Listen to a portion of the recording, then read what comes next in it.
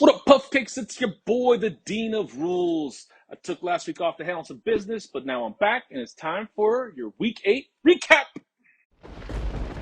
Puff Cakes Fantasy Football Recap. We're halfway through the season, and some of us are making plans for the playoffs, and others are just trying to avoid the shame gear. Let's start with the habitual offenders. See, now that's some bullshit. Chato earns himself another Bad Beat of the Week award. This will be his third week with low single digits separating him from a win. In total, over the last 3 weeks, he's lost every matchup by a combined 8 points. This week he fell to Warner before you Falker, 145 to 148. Chato now falls to 1-7 in 10th place. After Sunday's games, Fred led by 22 points, and both teams had players active on Monday night. Chato was able to close the gap, but he couldn't take the lead from Fred, who moved to 5-3 with a win and moves into 5th place. And our biggest blowout of the week, James is my bitch, beat up on our league's special needs little brother, Wuhan Wild Wings. The 115 to 95 20-point smackdown moved Robert to 6-3 and into 3rd place with his 5th straight win. James is another one-game winner this season and hasn't seen a W since week 1 when he faced off against Chato. The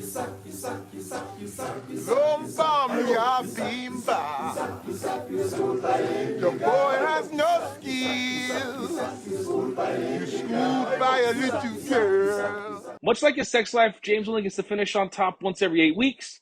The rest of the time, it's in his hand while he cries sad, sad tears while thinking about his 11th place ranking, his terrible team, and his likelihood of shame gear.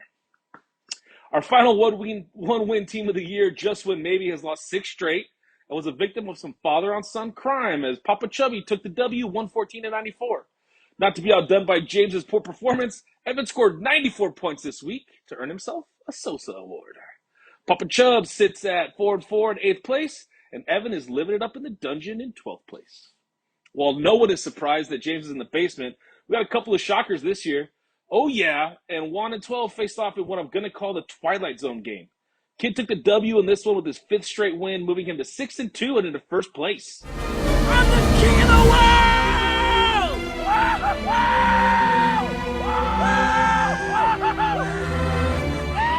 That hot streak may be coming to an end as workhorse Derrick Henry went down with a potentially season-ending injury. Ouch. That makes 3 players on Kid's bench or on IR. Sam's had a bit of bad luck the last 2 weeks, getting beat by the Dean week 7 on Monday night by 2 points and getting knocked out of 1st place this week by Kid. It doesn't get any easier for these guys as both of them have tough matchups this week. In a little brother-on-brother action, Don't Touch My Chubb got the W over Child Please. The brothers both sit at 5-3 and are in 6th and 7th place. Flip is still riding that Tom Brady train to victory and hopes to get back to the form that had him atop the leaderboard. We'll see how Edgar's team works out as he's going to fare without Aaron Rodgers, who is out with COVID this week.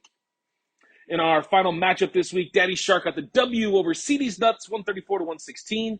The Dean moves to 6-2 in 2nd place, and the new guy falls to 3-5 in 9th place.